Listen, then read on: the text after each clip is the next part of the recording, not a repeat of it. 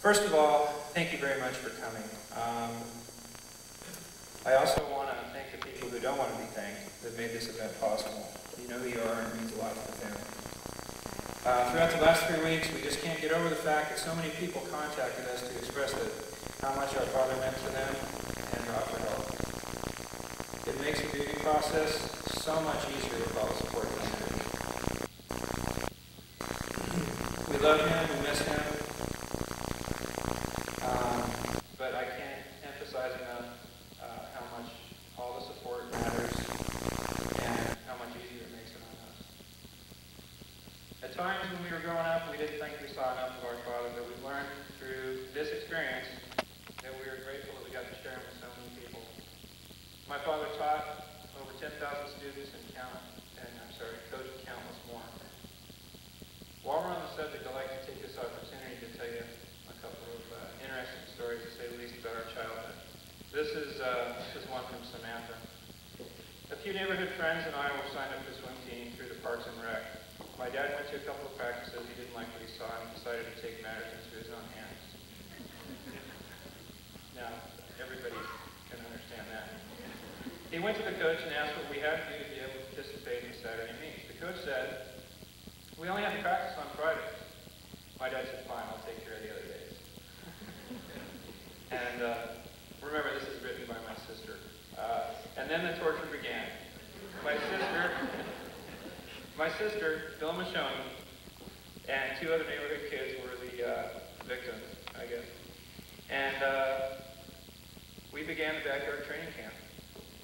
And Samantha, I forget what she said. It was like, "The waves are too high. I think I'm going to drown."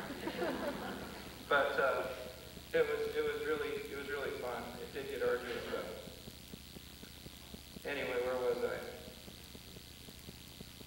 So basically, what we did during the week made Friday seem like a vacation. You know, the regular practice. And on Saturday, the meets were even better, of course. You know, it says this may be a huge exaggeration, but when you're younger, this is what it seemed like. Picture my dad with a clipboard and whistle. Attached to the clipboard is a pen and a spreadsheet with the child name and each event they swam. We were required to swim what seemed like a mile warm-up. She put a mile, I put what seemed like, because I know it wasn't a mile. And then train in our subsequent events with proper stroke technique, turning technique, and with the stopwatch in his hand ticking away, he would record our times on a spreadsheet while coaching us intently and note the improvements we made. There were no age categories, no handicapping. We were all treated the same. And in the end, the bottom line results are all that mattered, of course. We went to the Saturday events and we won most every swim meet. And we went on to win the county, and we were recruited by the AAU. My dad knew his stuff. He knew what it takes to create champions. I've heard many of you talk about 25,000 pitches, 11 up and downs in-hill week, and then 9 up and downs in the golf thing. It was all part of the same deal. Although the up and downs in football were clearly the worst punishment. I think we set that record on my team in 1980, but that was murder. Anyway, as you know, he had no favorites, especially me. He made it harder on me. As you know, you just did what he told you to do because you knew that what he knew was the best.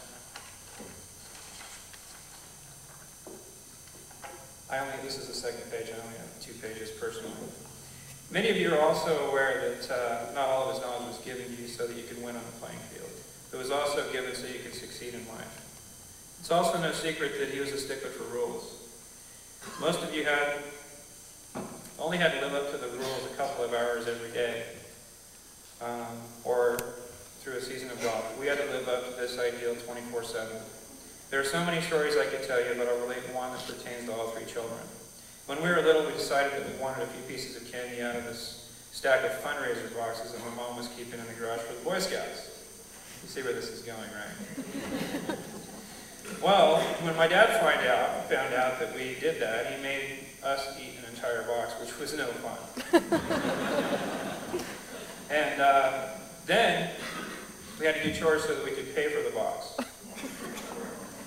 You know, we learned right then and there that there was never a reason to break any rules. We also learned that if you chose to break them, there would be consequences. You know, really, this is our life lesson. We learned that honesty was the best policy. Now, here's another one. When we were growing up, we also learned a lot about what is required for a trip to the emergency room and what was not. Some of us still haven't learned. My family will attest to that. But I think the first person to get really hurt was Shane. And one night our parents left us alone in the house and they actually went to a donkey basketball game. It's true. I didn't make this up. But, and we really never got to see, that was something I would have liked to see, is all the faculty playing, I forget who they played. Each other, or the ASB or something like that. Yeah, probably the liability was too high to have students in there. But anyway, so Shane in his infinite wisdom was the last to hide, and Sam in her even more infinite wisdom told Shane to dive behind the coffee table. Well, he didn't miss the coffee table, and he hit it square in the middle of his forehead. He still has a scar to this day on his forehead, and of course, he was bleeding like a stick.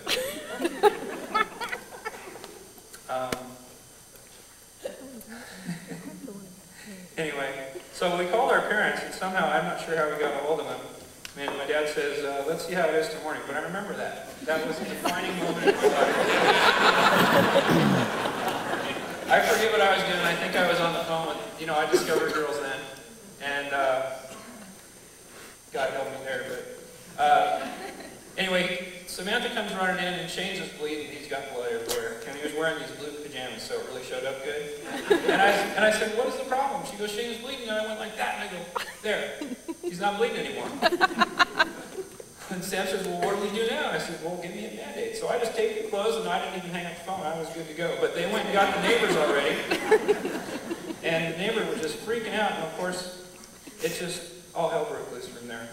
So, but of course, he didn't get to go to the hospital till the next day. That was a classic, though. Thank you for bringing that one up. And then there's another one. My sister broke her foot on her bike.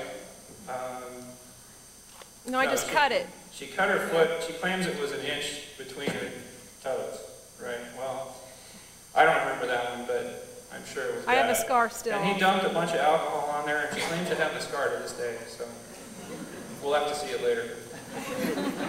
But he dumped a bunch of alcohol on it and said, no, it's going to have to hurt worse than that to go to the hospital.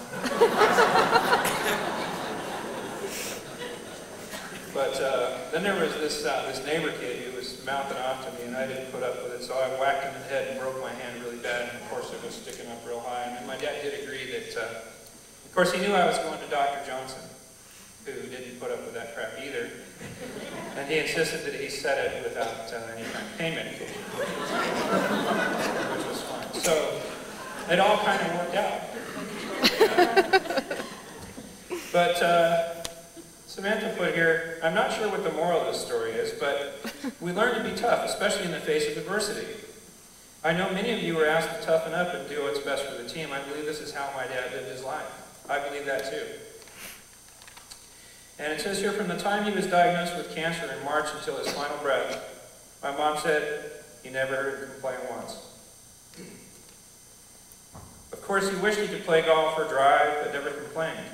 He was a tough man and instilled this value in his family, students, and players. The great thing about him is that he never asked anyone to do what he wasn't willing to do himself. My family is happy that we have all of you to help us remember his best attributes, but we'd like to thank each and every one of you for providing us comfort with your stories and memories of our father and husband.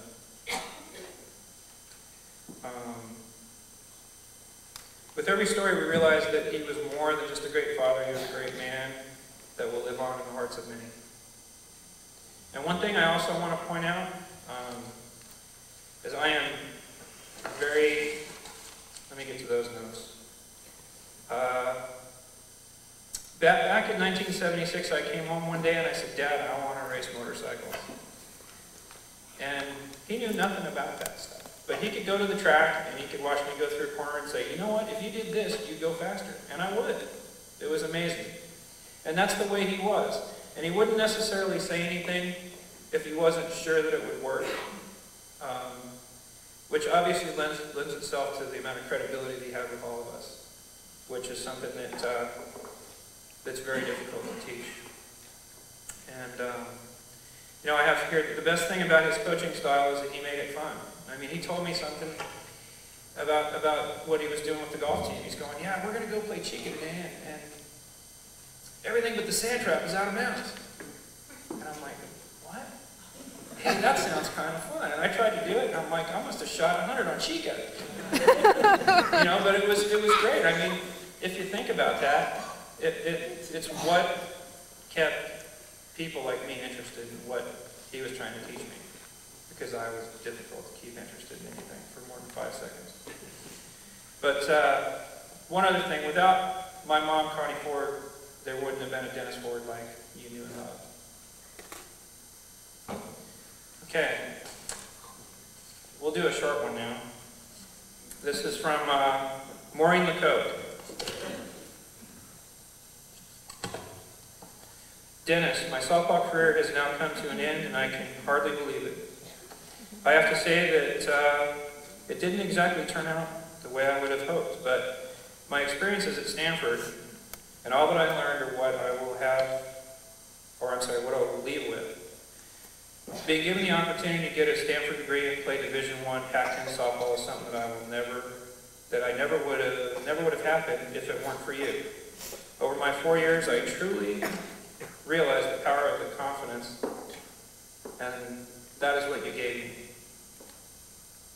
That made me the pitcher I was. This certificate is just a small way for me to thank you for all you ever did for me and show you my appreciation for helping me to have what it took to go to Stanford and play. Thank you so much for giving me the opportunity to have such an unforgettable college experience that I never would have had without you. And again, that's Maureen Lecoq. Okay, we have some quotes, and this is from Bob, Robin, and Lindsay Contra. From Robin, when people are better than the rest, they're only better by an inch. The only difference is the ball in your hand and what you're going to do with the next pitch. That was a quote from Robin, which was from my father. This one's from Bob. Concerning the rise ball, you throw that baby until they hit it on the ground. That's the reason Stealth 12 and under won the national championship game. It says, when Dennis made a correction and the next pitch worked for Liz or Robin, you ought to write that in your glove. When Lindsay and Robin took back-to-back lessons, Dennis would have changed competitions between them, counting how many woes they each got from the catcher. Okay. This is the Murray's letter. It says, Dear Connie, Adam, Samantha, Shane, and all your families, we are so sorry for your loss. Words cannot express our sorrow. What a wonderful person Dennis Ford was, and what a tribute he has been to this community. As the members of our Murray family recall Dennis Ford over the past few days, we realize that your husband, father-in-law, grandfather has touched the life of each member of our family over the years. But, Coach Murray, my friend Dennis Ford shared so many years with me at Hart High. We played on basketball teams together. They must be talking about donkey basketball. Because that's when they did it. Actually, your dad played basketball in a league. Okay. With the other men. Thank you, Mom and Tanner.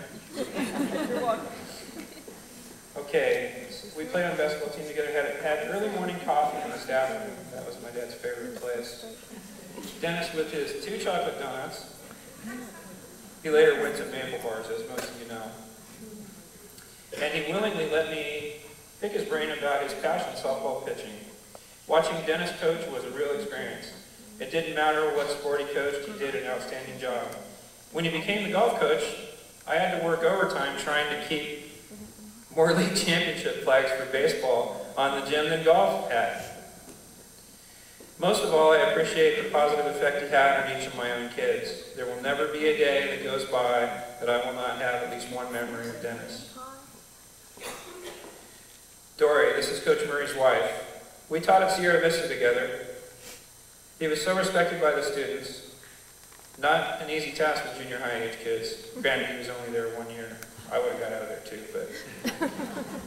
Dennis had a special way of making the students pull up their own sense of humor and take care of business all at the same time.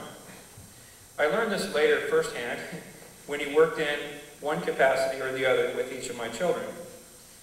For his special care, I could never thank him enough. I remember Dennis, through my children, as their success in life is entangled in his influence in one way or the other. That's pretty huge from another coach. Rock. I have many fond memories of Coach Ford. He was my sophomore football coach at Hart and helped us to transition from junior high to high school by making it okay to be dumb sophomores. He had a great sense of humor as he squirted me with a water bottle in class one day when I fell asleep. Another time I accidentally hit him with a rubber band. I'm sure that was an accident, right? I fell asleep another time. I accidentally hit him. Okay, I already read that.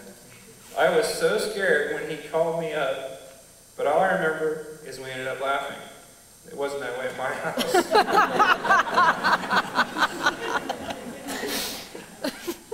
I got another story about streetlights, but that's another one.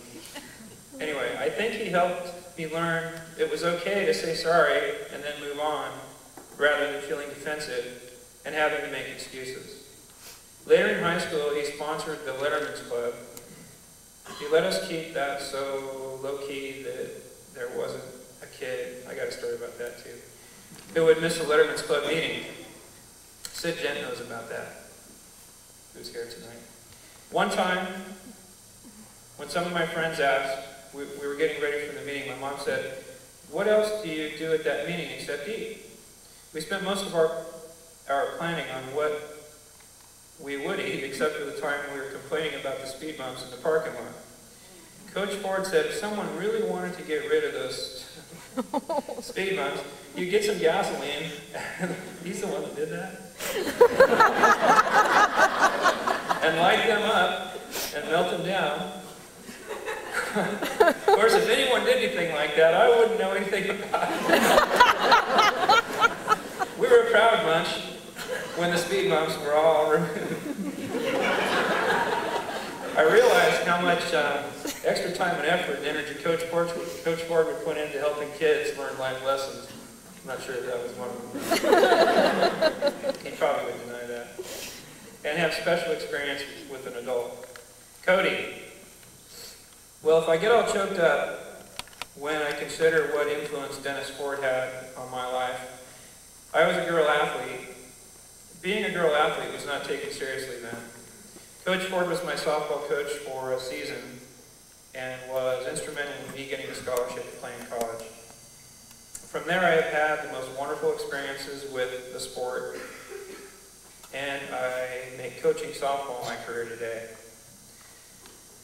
That is the big picture of his influence on my life, but I cannot go without saying how his no-nonsense, with humor, coaching style, I haven't heard it put that way, it is good though, has helped me through all my years of playing and coaching. He could have never known how many times he popped into my thoughts over the years. Let's see, this is from Rick Murray. I've never forgotten the summer Coach Ford worked with Adam and me on swimming. Oh, another poor guy. I believe he made a competitive swimmer out of me. I knew nothing about being on a team until that summer. I had real success with my swimming after that. He just had a very special way of helping us work when we didn't know we were doing much but having a good time. He had a great sense of humor that made him very likable to a teenager. What a great guy. Rake. This is the last of the Murray clan. I loved having class with Coach Ford. We learned, we acted like students, but we knew we were going to have a good day when we walked into that room. He used to call us the village. How special. A nice pet name from your favorite teacher. We even had more fun with the name when we realized what it really meant.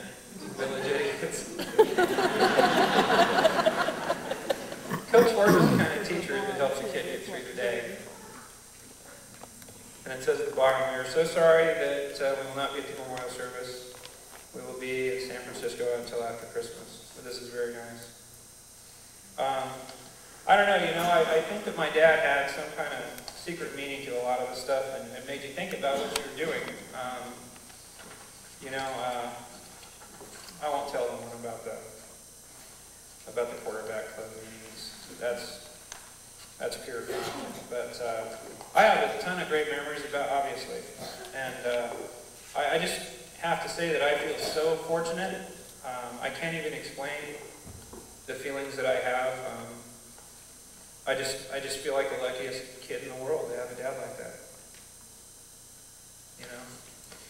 And I mean, he's the reason all you people are here.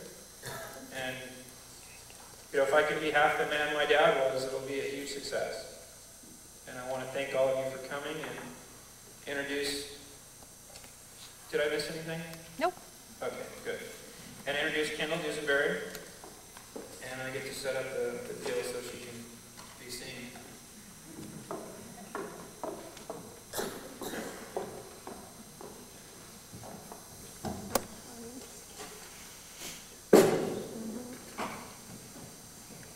You want me to stay here with you, or do you want? Yes. Okay. I'm doing something for school. There's a report, and it's called like the most influential person in your life. And here it is. The most influential person in my life is my grandpa, Dennis. He influenced me in many ways. My grandpa filled my mind with whatever I needed to know. He taught me how to play golf.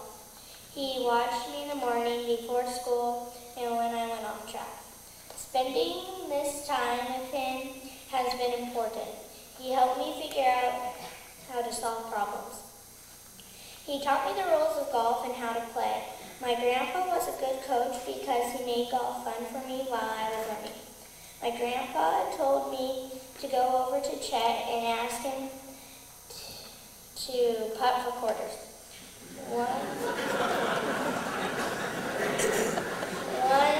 On the first hole, I knocked in a 25-footer, and Chet said, "I'm not putting for quarters."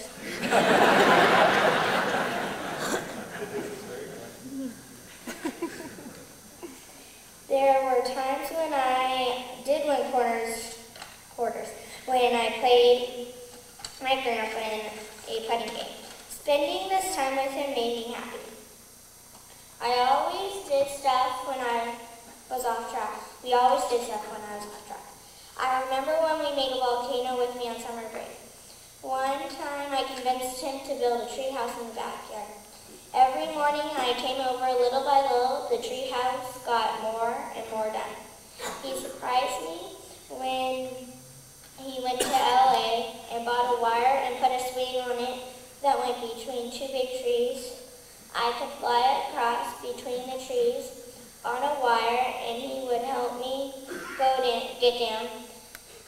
One day I came over and he had put all the grandkids' names on the treehouse. In the morning before I went to school, we always had breakfast together. Our favorite breakfast was sausage, bacon, and maple bars.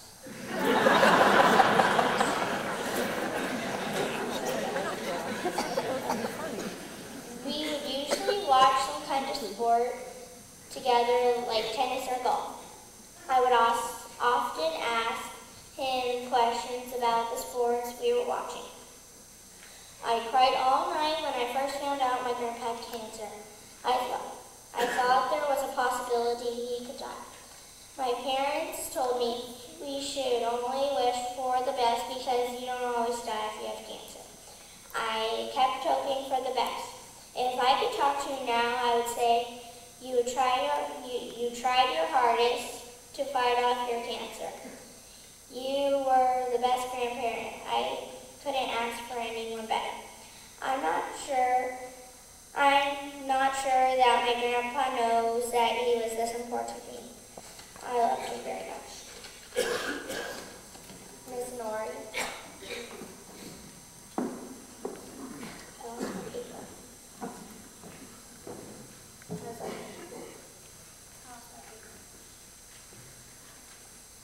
How's that cool? I must have stolen it. Let me find it. There it is. Okay. My family wanted to give you this plaque.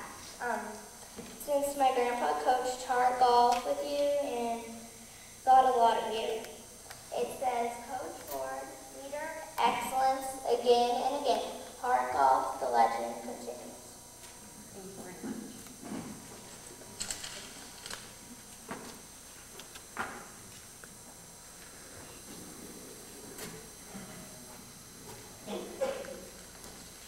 I just hope this isn't something I'm supposed to read. No, you're not. No, you're not. Okay, good. Thank you very much. It's very nice to have you. Good evening. My name is Renee Onari, and I'm a teacher here at Hart High. I first met Dennis as teachers, but we really became friends on the golf course as coaches. 5 years ago, Hart started a girls' golf program, and that first year, I was fortunate to coach with the best, Dennis Ford.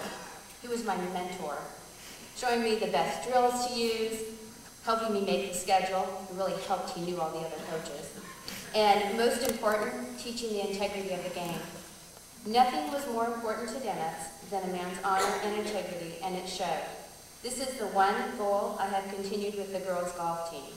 But I have to tell you, Dennis was used to working with boys on the golf course, not girls. And I'm sure you can understand, girls have different issues from boys. For example, they cry. This part was not easy for Dennis. But our first season coaching together, we had 13 girls on the team. Many knew what a golf club was, but weren't sure how to use it. Dennis was patient, but only to a point. I remember the first week of practice. Dennis walked up to me with the biggest grin on his face. He would get this grin across it, and you knew something was up. He goes, "Hey, Coach, you have a problem on the driving range." I looked over, and two of our girls were dressed, or should I say, half-dressed. He laughed as he walked away. He enjoyed the first year with girls golf, as we were very successful, undefeated and league champions, a record of 36-0. At that time, a team consisted of 4 players, and all 4 of our team players went on to CIF individual playoffs. As a team, we placed second in CIF regionals. In fact, all 4 of those girls went on to play college golf.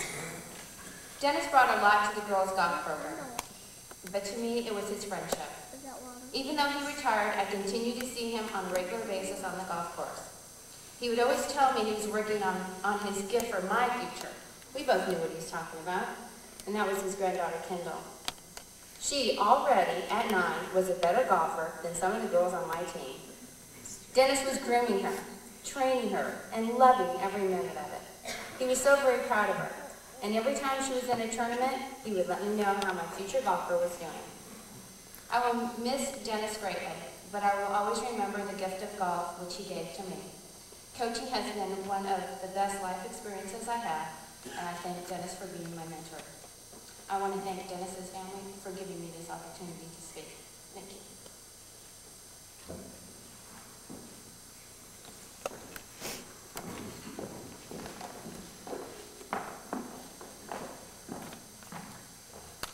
I'm Mike Harrington. I'm the football coach and athletic director here at Hart, and I've known Dennis for over 30 years, and like many of you out in the crowd, I was a former athlete of Dennis. I showed up on campus here the summer of 1973, and so I know him as a football coach. Many of you know him softball, and many more know him with the success of golf, but he's always been a football coach in my eyes. When we got to summer practice my sophomore year, back then there were no freshmen on campus here, so it was the first year of high school, sophomore. And during the summer practices, it was a learning time, and Dennis was really a teacher out in the field and helped. And then we had about 3 weeks off, and we came back for Hell Week, and it was a whole different story out there for when he was out on the football field. But he was someone that could give you that stare, and you tremble in your boots in there, or in that case, tremble in our cleats out on the football field. But he was one of the coaches out there that showed that fear wasn't the only thing that they were trying to accomplish out there on the football field. When we would go through our stations, he would be one of the only coaches that would reward hard work. If you were going through his station real hard, like Adam mentioned before, up downs, when we had to do those, if we were going hard in our group, you got to rest. And then, that's just a little life lesson out on the field. It didn't seem like a life lesson at the time, because we were relieved that we were able to get a little break there. But, he was just trying to teach you, go hard, and you do things 100% through life, then you're going to get rewarded for it. And that little reward was just a break. And, that's just one of the life lessons that he carried through in his coaching. There were many others. Fortunately for me and both my brothers, we were able to be coached by Dennis on various football teams, and we also were students in his classroom. Many things have been said about his classroom, but again, one of the highlights of the day was being able to go to chemistry class, Mr. Ford's. And he was real hard on the athletes in there, and real nice to all the girls. It was amazing how his facial expression would change when one of the football players would walk up and ask a question, and he'd yell at you, "Go sit down and figure it out yourself, you village." And then a girl would come up with the same question, and oh yeah, this is how you do it, this is how you figure it out. And, so, that was, but, it was good to be in his class, because all the attractive girls wanted to be in the classroom too, so, because they knew that he was a pushover for a lot of those girls. But again, he taught a lot of things, not just chemistry, but about life in the classroom too. And, out on the field, whether it was a softball field, on the golf course, and in my case, a football field, he showed passion in everything that he did. As a student athlete, you kind of look and watch your coaches from afar. You check out everything that they do, and you want to see, what kind of person they are. Well, I would see Dennis as a passionate person in everything he did. I found it amazing that he was coaching football, and then when Adam got into motocross, he took a year off of coaching, I believe, and really got into the motocross, motorcycles. Same thing when he got into softball, and then got into golf, and nothing was ever done halfway for him. It was just full bore, and you had to do it right. And he was very passionate about that. And because of that, he coached many champions on the golf course, many champions on the softball field, many champions on the football field. A lot of people out here, only about a quarter of the people I would guess would know the success he's had as a football coach, winning league championships on every level, lower levels and varsity as a varsity assistant. And plus, I mentioned this at his retirement dinner, or retirement party a few years ago, that, believe it or not, as a varsity coach, he has the best record of any coach that ever coached at Hart High School. He is 1-0 as a varsity head coach. Our head coach of my senior year, Dennis Witt, was ill our first game of the season, and Dennis took over as the interim head coach that game, and we really walloped Port Sill. I think it was 10-6 or something like that. But we got off to a great start that first game, and it was all because of Dennis. It's hard for me to, I don't think I called him his first name, but maybe 2 or 3 times the whole time I've known him over 30 years, because of the respect. It would always be Coach Ford, probably never Dennis, and definitely not Denny. I would probably never call him that. again, just out of the respect and what he's done for the students and athletes through the community. He had a big influence on a lot of people, This last weekend, and all during last week, down at UCLA, they named the gym floor after John Wooden. And I was watching a lot of TV, and a lot of his ex-players were talking about how they wanted to give thanks to Coach Wooden and be at the presentation. And I know a lot of us out here, including myself, probably never got to really personally thank Coach Ford for the influence and the positive things he's done on many of our lives. And again, I want to speak for all the athletes and all the students that he touched throughout his career. I want to say thanks. Thank you, Dennis. Thank you, Coach Ford, for everything that you've done throughout the years to the students and athletes of Hart High School.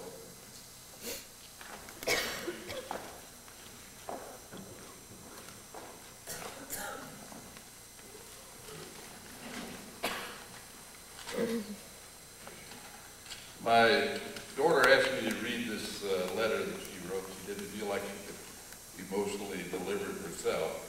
And it starts, it says, "Perhaps you've heard the saying, you may not remember exactly what a person said, but you will always remember how they made you feel. Coach Ford made me feel unbeatable. Coach Ford made me feel confident. Coach Ford made me feel proud. Coach Ford knew that if I put time in on the softball field and worked hard, that I would be unbeatable and confident, and that, in turn, would make me proud."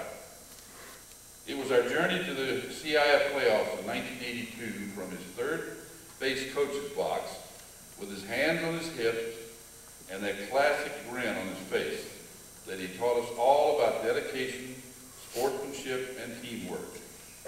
He also taught us that we really could afford a quarter every time a swear word came out of our mouth. It was in the same journey that Coach Ford allowed us to be ourselves, to show our weaknesses as well as our strengths. He truly helped some of us, including myself, become the leaders that we are today. It is his sense of humor and his infectious laugh that I will remember the most. I think my teammates and I are lucky that he had this wonderful sense of humor. Without it, none of us would have gotten through the many practices interrupted by the drama of boyfriends, new driver's licenses, prom preparations, not to mention the attempted curfew checks on our road trips. I have many, many fond memories from high school, but most of them pale in comparison to my time spent on the softball field. Coach Ford played a big part in that, and for him, I will always be grateful. Sincerely, Lynn Neighbors McKenzie. Personally, after Dennis retired, we played golf 2 or 3 times a month. And I never beat him once. And you know what? It didn't really matter, because I just enjoyed being out there with him. And he was infatuated with quarters, because he took quarters from me every Saturday. And then I hear he even took quarters from his granddaughter. I couldn't do that. But I think really what happened is Dennis continued to play golf even though he couldn't go on the course. He was out there with us on Saturday morning and just checking everybody in and make sure they got out on the course right. And I think what finally happened was that someone tapped him on the shoulder and said, "Dennis, you can't play golf here anymore. But if you come with me, I'll take you to a place where you can play every day." And I'm sure that's what he's doing.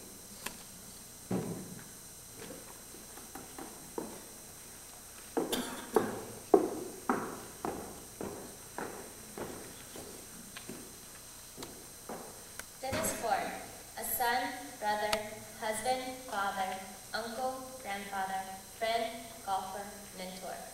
Dennis Ford, a legend. I met Dennis once I started taking pitching lessons from his daughter Sam at age 7. When I was 7 years old, Dennis and Connie had the coolest house ever. Honestly, who has a pitching cage in their backyard? Dennis was the one who told me to try out for the girls' golf team at Hart High School the first year they had one. Little did I know, listening to Dennis' advice would be the turning point in my life. Not only was Dennis an inspiration in softball and golf, but also in my career choice to follow his and his daughter's footsteps to become a teacher. In our first year of golf, we continued the Hart golf tradition of going undefeated in league play. 4 girls from the first year's golf team are playing collegiate golf, and I am sure every one of us would say that we owe so much to Dennis. In the 3 years that I was a Hart golfer, Dennis was always there to help me with anything I needed. For all you golfers out there, I'm sure you know what I'm talking about. Dennis's gizmos, gadgets, golf books, or inventions. He had them all. The Ford family has impacted my life so dramatically that without them I would not be on the same road I am today. This is just my story of Dennis and his family, but every person in this room has their own stories to tell, laughs to enjoy, and tears to cry in remembering this great man. I am grateful for Dennis taking all of us into his heart by loving us, teaching us, and caring for us. Dennis Ford is a great man who will live forever in our hearts and the hearts of our children, as I will, and I hope you will, pass on the legacy of Dennis Ford. The 1999 girls golf team and the current girls golf team would like to give a donation to the Dennis Ford Memorial Scholarship Fund in the amount of $375. As well, my father and I have wrote a poem to Sam. Where would we be, our family and yours?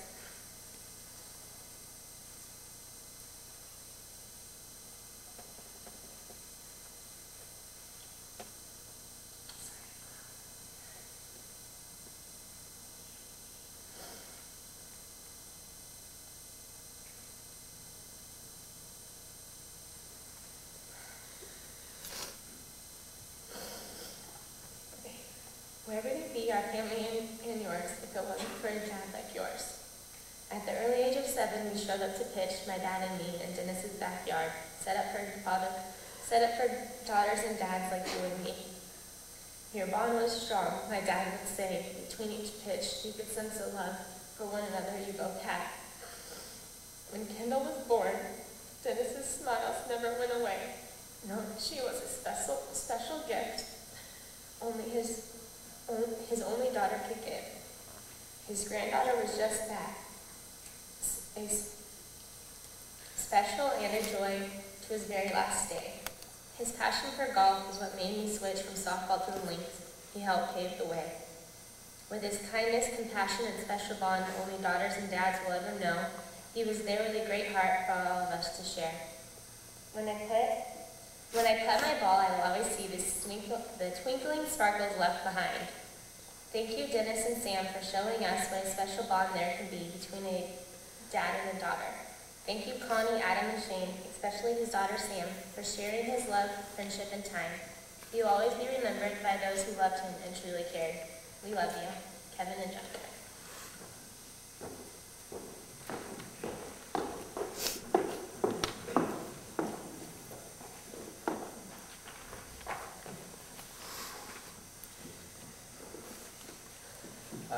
Good evening, everybody. I'm privileged and honored to be standing here tonight to speak on behalf of the golf teams and in memory of Coach Ford. Just by looking at how many people showed up tonight, it's easy to see the impact that Coach Ford had on so many lives and the respect everyone has for him. My name is Brian Edick, and I played golf for Coach Ford for 3 years, to which I can say I owe him the best 3 years of my life. He had a huge impact on just about anybody he came in contact with, and certainly had a huge impact on my life. Before I met Coach Ford, I remembered hearing stories about how great his teams were, how many successes he had, and how many great players and everything. But I was skeptical because I'd had baseball and soccer coaches, and I remember just thinking, how much better could he be than my previous coaches? But I found out on the first day of practice how much different he was than any of the coaches I had had before. I was practicing on the green, and I had scheduled a dentist appointment that same day, and so at about 3:40, I decided to just pick up my balls and leave, and I was about at the pro shop at Vista Valencia when Coach Ford from the putting green says, "Edic, get over here," and I said, and so I went back down to the putting green, and he says, "Where do you think you're going?" And I said, "I have a dentist appointment," and he said, "Did you finish your up and downs?" And I said, no, I didn't finish them. And he said, "Well, get your wedge out and start." And so I got my wedge out and I started, and next thing I know, I heard him say, "What time is that dentist appointment?" And he said, and I said, 4 o'clock, and he says, "Okay, that means you got 5 more minutes." And I said, and so at that point I knew that he was a little different than anybody else that I'd ever been coached by. And he didn't give favors to anyone, and you had to work for what you wanted, and that was the only way to get his respect. He was the first person in my life that truly pushed me to achieve. As with me and his other students, he took the time to know each person individually, and by doing that, he maximized everybody's potential by discovering what made them tick. Whether it was competition against him, a story about a past experience, some school record that had been set, he found out what motivated his players, and then he endeavored to use it as a tool to push the limits of all of his athletes. Coach Ford also had a quick wit, and he knew that it was not good to take everything seriously. And in high school, I had a really serious demeanor, and most of my friends know that. And so he's always giving me one-liners to try and lighten me up and loosen my attitude towards life and sports in general. I was in his room one day, and I spotted a piece of paper, and it said 18 hole-in-ones on it. It was a little notepad, and I went over to Coach Ford and I said, "Coach, you haven't made 18 hole-in-ones before, have you?" And he said, "No, I've made 20. That pad's outdated. I'm going to have it replaced next year."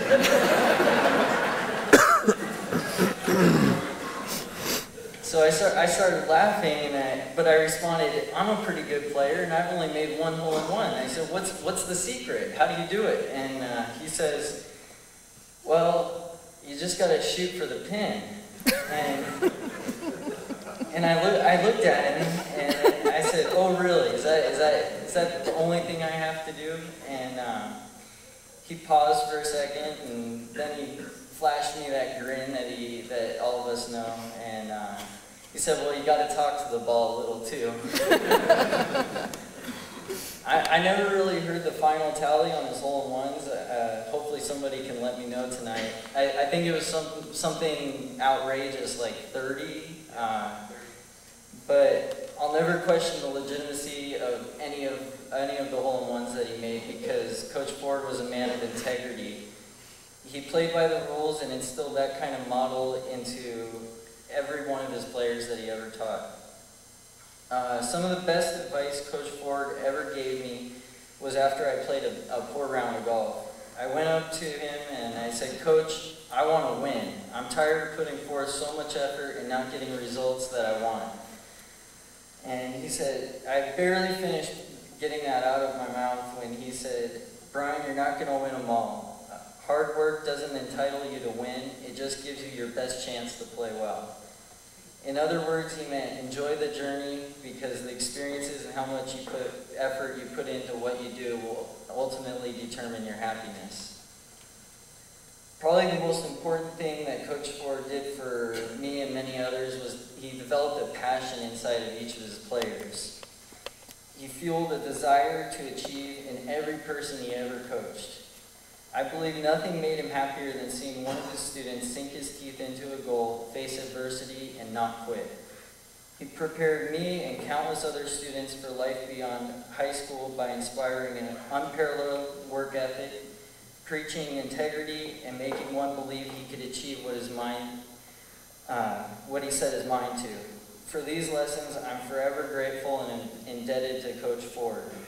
I will remember him as my golf coach, mentor, and probably most of all my friend. And I just want to thank the Ford family for giving me the opportunity to show my respect for Dennis. That's probably the only time I've ever called him.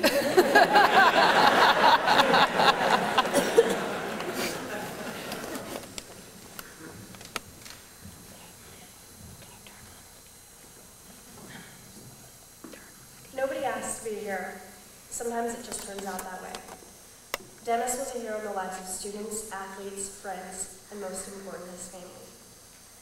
Heroes make believers out of those who give up in believing. Dennis had something to believe in everyone. I had doubts in being a pitcher because I was different from other pitchers. But Dennis made me feel confident in every way a child should feel setting out for a dream. I remember the first time being so scared to leave Sam, who was my pitching coach at the time, to start going to Dennis. Dennis intimidated me, as most of us here. And I could only think of how he would not accept me as one of his pitchers because I wasn't as fast. What was I thinking at the time? Because he's a great man and he had a lot of faith in me. Dennis took only a few of Sam's pitchers and I was one of the few. So I stayed with him for 7 years and never hesitated leaving because he was a true mentor to me. Sam was also my mentor because of the confidence she had left me to show him. I admired Sam and Dennis's relationship because it was a replica of my father and I. Just like my father and I, the bickering battles on and off the field are just the unique ways to show how much love we have for one another. We laughed like Dennis did. One summer, he had a contraption that he'd sprayed the neighbor's dog across from the pitching bullpen. And it would never shut up, so the wild boy taught lessons. So I told him to stop because I love dogs and it just bothered me. But he told me to shut up. And then he would spray me. Playing golf with Dennis was another story. I was never really good at it, and I was afraid to show him. But I also hid behind my teammates, Parks and Jones toys. They're good skills, so I would never really stand out. But he still had confidence in me there.